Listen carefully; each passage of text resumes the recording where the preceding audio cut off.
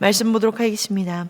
오늘 우리에게 주신 하나님의 말씀은 요한복음 4장 15절부터 26절 말씀입니다. 요한복음 4장 15절부터 26절 말씀입니다. 봉독하도록 하겠습니다.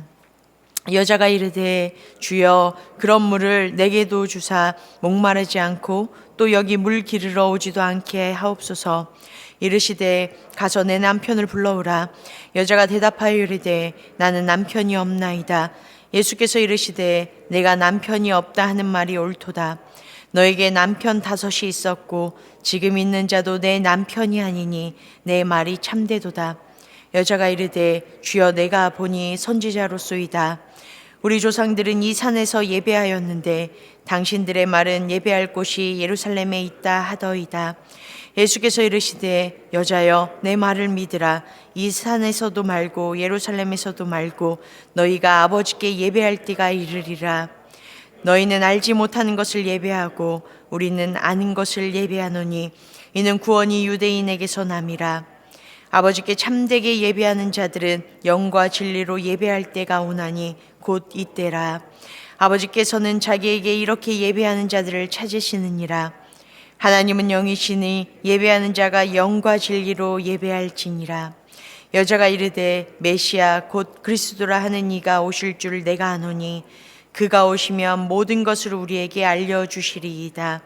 예수께서 이르시되 내가 말하는 내가 그라 하시니라. 아멘. 오늘도 이렇게 주님께 나와 또한 삶의 자리에서 예배드리시는 우리 귀한 성도님들의 삶 가운데 말씀하여 주시고 임재하여 주시고 함께 하시는 주님으로 인하여서 다시 한번 힘차게 승리하시는 우리 귀한 성도님들 되어주시길 간절히 소망합니다. 오늘 말씀은 어제 말씀과 이어지는 말씀입니다. 어제 예수님께서 자신이 어떤 분이신지에 대해서 설명해 주셨습니다. 하나님의 선물이시고 생수이시고 영원히 솟아나는 영생이시다라는 이야기를 해 주었습니다. 그런데요, 오늘 본문에 보니까요, 이 여인이 여전히 예수님께서 말씀하시는 것과 이 여인이 바라보는 것이 아직은 일치하지 않고 있음을 이야기를 하고 있습니다. 오늘 본문에 보니까 이 여인이 15절에 자신이 그런 물을 자신도 먹었으면 좋겠다. 그런데 그 이유가 뭐냐면요, 자신이 이 물 기르러 오는 일들을 하지 않았으면 좋겠다라는 것이 그 이유였습니다. 이 여인이 이 대답을 통하여서 그동안 얼마나 고됐고 아프고 힘들었는지, 또한 소외당했고 또한 이 삶을 통하여서 어떠한 상처가 있는지에 대한 모든 그 마음들이 담겨져 있었습니다. 그런데요, 이것은 예수님께서 원하시는 뜻들이 아니었고요, 예수님께서 이야기하시고 싶으셨던 것들이 아니었습니다. 그래서 예수님께서 이 여인에게 모든 것들을 이야기해 줄 수 있도록 이 여인의 문제와 그리고 이 여인이 움켜쥐고 있었던 모든 것들을 이제 무너뜨리시는 일들이 일어납니다. 그것이 바로 이제 16절부터 예수님께서 말씀하십니다. 뭐라고 말씀하시냐면요, 갑자기 내 남편을 불러오라 라고 얘기를 합니다. 지금 문맥상 이 이야기가 맞나라는 생각이 들 수가 있습니다. 그런데요, 지금 이 여인에게 가장 중요한 것, 왜냐하면 정오에 가장 뜨겁고 사람들이 없는 이 시간에 혼자 나왔었던 그 이유가, 그 원인이 이 여인이 숨기고 싶었던 깊은 아픔이 바로 이것에 있었기 때문입니다. 예수님께서 우리 가운데 찾아와 주셔서 맨 먼저 해주시는 작업이 뭐죠? 도저히 내 힘으로 어떻게 할 수 없는 그 일들을 우리 예수님께서 어루만져 주셔서 회복시켜 주시고, 내가 죄인이라는 건 아무리 내 스스로 인식해도 깨달을 수 없고 깊은 회개가 나올 수는 없지만 예수님께서 찾아와 주셔서 성령님께서 내 마음을 만져주셨을 때, 아, 내가 이런 존재였구나, 내가 이런 실체였구나 라는 것들을 깨달을 수 있도록 우리 주님께서 만져주시고, 그것을 통해서 우리가 어떻게 되어지죠? 회복의 길로, 내가 예수님께서 우리의 주님이십니다는 고백길로 나아간다라는 것입니다. 이 여인도 똑같다라는 것입니다. 이 여인이 예수님의 그 말씀에 자신의 상황을 여전히 숨기고 있습니다. 나에게는 남편이 없습니다 라고 얘기를 합니다. 그랬을 때 예수님께서 네 말이 옳다. 너에게는 남편이 5이 있었는데 지금 너와 함께하고 있는 남자도 남편이 아니니까 지금 너에게 남편이 없다라는 말은 사실이다라고 이야기를 해주고 있습니다. 지금 이 여인이요, 유대인들은요, 2번 결혼을 할 수 있고, 2번 이혼할 수 있고, 3번까지 결혼을 할 수 있다라고 합니다.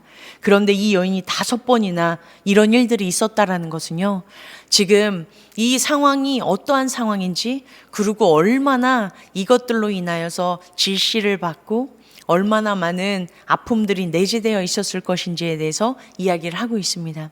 이 여인 한 사람으로 볼 때는요, 이것이 부도덕한 일들로 비춰질 수만 있는데요, 이것을 크게 확장시켜서 보면요, 3장에 보면 바리새인 중에 대표인 니고데모가 주님께 나와서 지금 유대인들의 상황이 어떤지에 대해서 볼 수 있었던 것처럼, 지금 4장이요, 사마리아인들의 대표인 이 여인의 모습으로 바라본다면요, 이것을 어떻게 받아들일 수 있냐면요, 히브리어로 남편을 바알이라고 불렀습니다. 바알은 저희가 알고 있는 것처럼 어떤 걸 얘기하고 있죠? 우상을 얘기하고 있습니다. 지금 사마리아인들이요, 아수르에 멸망당하면서 그 나라들이 이제 바뀌기 시작합니다. 그러면서 그 나라들이 바뀌면서 섬겨야 됐던 그 나라들 안에 뭐가 있었죠? 이방 신들이 있었습니다. 그 이방 신들을 따르고, 그리고 그 이방 신들을 바라보는 그 일들 또한 있었다라는 것입니다.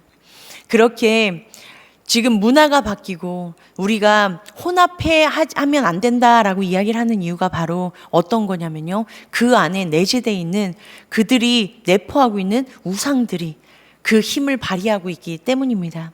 그래서 지금 사마리아인들 가운데는요, 영적인 이런 문제가 있는 것이고요, 이 여인적인 문제로는요, 지금 사적인 그리고 아픔의 그 모든 타락의 길들이 이 안에 다 내재되어 있음을 지금 보여주고 계시다라는 것입니다.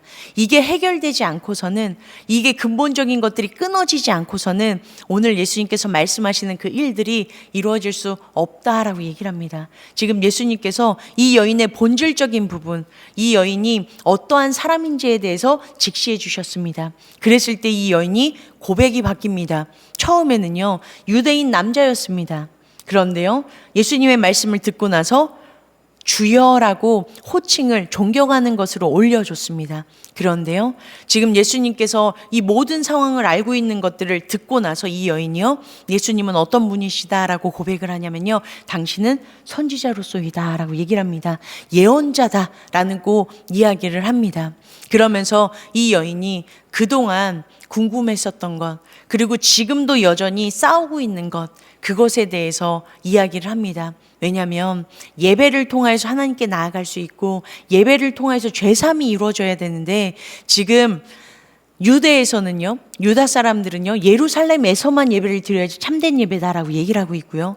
그런데 사마리아인들은요, 그곳에 갈 수가 없기 때문에 그리심산에서 그들이 예배를 드리고 있었다라는 것입니다.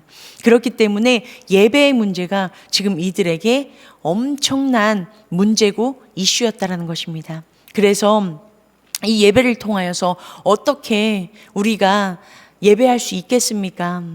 지금 이 사람들이 얘기하는 것과 우리가 얘기하는 것이 너무 다른데 어떤 것이 진짜입니까? 라고 지금 물어보고 있습니다. 그랬을 때 예수님께서는요, 이 여인의 포커스는요, 장소고요, 명분이었습니다. 그런데 예수님께서 바라보시는 건요, 장소도 아니고 명분도 아니다. 하나님께 예배할 때는 어떤 때다라고 얘기하냐면요, 지금 바로 이 시간이다라고 얘기를 합니다. 그런데 하나님은 영이시니 영과 진리로 예배할지니라 라고 얘기를 하고 있습니다. 여기서 하나님은 영이시다라고 얘기를 하고 있는 이 영이시다라는 건요, 하나님은 빛이시다, 하나님은 사랑이시다라고 얘기를 하는 것처럼 하나님의 성품을 이야기를 하고 있습니다. 그리고요, 하나님의 그 놀라우신 영이신 모든 걸 초월하시는 그 주님 앞에 나아갈 때 어떻게 예배를 해야 되냐? 바로 영과 진리로 예배를 해야 된다라고 얘기를 하고 있습니다. 이 영과 진리로라고 얘기를 하는 건요, 헬라어로 엔 푸뉴마티카이 알레세이아라고 얘기를 합니다. 이것을 풀이하면요, 성령 안에서 그리고 진리 안에서라는 것을 이야기를 하고 있습니다.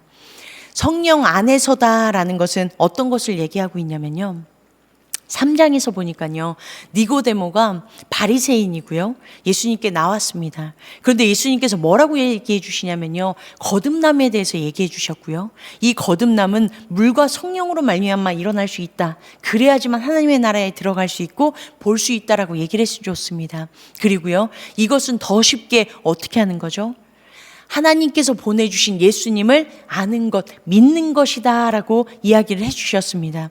그런데요, 바리새인들은 어떤 특징이냐면요, 모세오경, 창세기부터 신명기까지 모든 것을 통달한 사람입니다.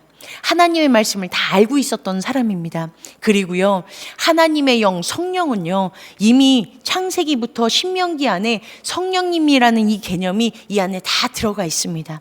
하나님의 영이 운행하시고요, 그리고 하나님의 영을 하나님께서 모세와 함께한 70인 장로들에게도 부어주시고요, 이런 놀라운 역사들은 하나님께서 보여주셨다라는 것입니다. 그런데 그것을 알고 있는, 지식적으로 알고 있는 바리새인인 니고데모가요, 예수님께서 하셨던 말씀을 깨달았나요? 깨닫지 못하였나요?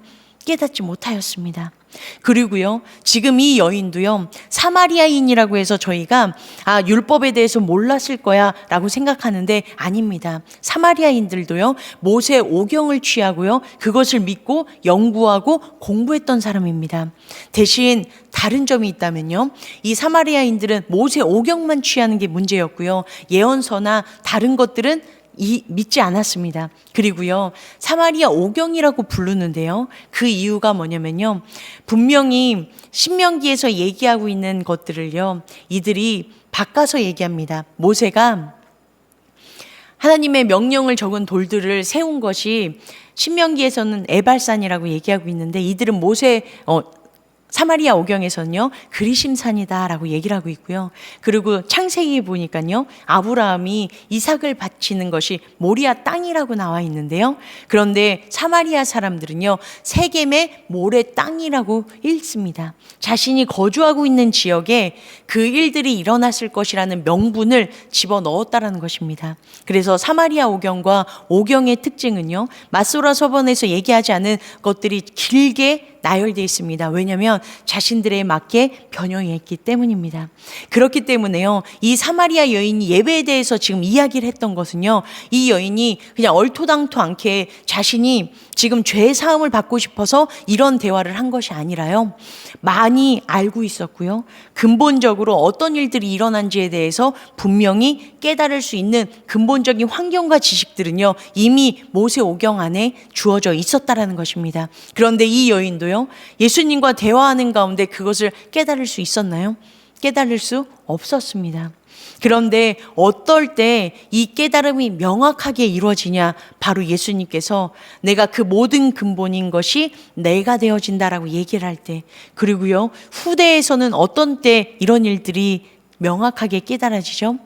예수님께서 승천하시고 우리에게 선물로 성령님을 부어주실 때, 그때 성령님의 역할이 뭐냐면요, 예수님께서 하셨던 말씀들이 어떤 뜻인지 깨달을 수 있는 역할을 해주신다라고 말씀해 주셨고, 그리고 이 성령님을 통하여서 우리가 그 안에 예수님으로 말미암아 들어갈 수 있는 길들이 열려진다라는 것들을 보여주셨다라는 것입니다. 그리고 진리 안에서라고 얘기를 하고 있습니다. 진리는요, 어떤 것이죠? 요한복음 14장 6절에 예수님께서 그렇게 고백하십니다. 내가 곧 길이요 진리요 생명이니 나로 말미암지 않고는 아버지께로 올 자가 없느니라 라고 말씀해 주셨습니다. 예수님 자체가 뭐라고 말씀해 주시죠? 진리다라고 얘기를 하고 계십니다. 그리고요, 또 요한복음에 뭐라고 얘기하시죠? 진리가 너희를 자유케 하리라 라고 얘기를 하고 있습니다. 어떤 것이 자유죠? 우리 성도님들께서는 어떤 것이 자유이십니까? 우리가 진정한 자유를 누리기 위해서는 뭐가 해결되어져야 되냐면요, 죄가 해결되어져야 됩니다.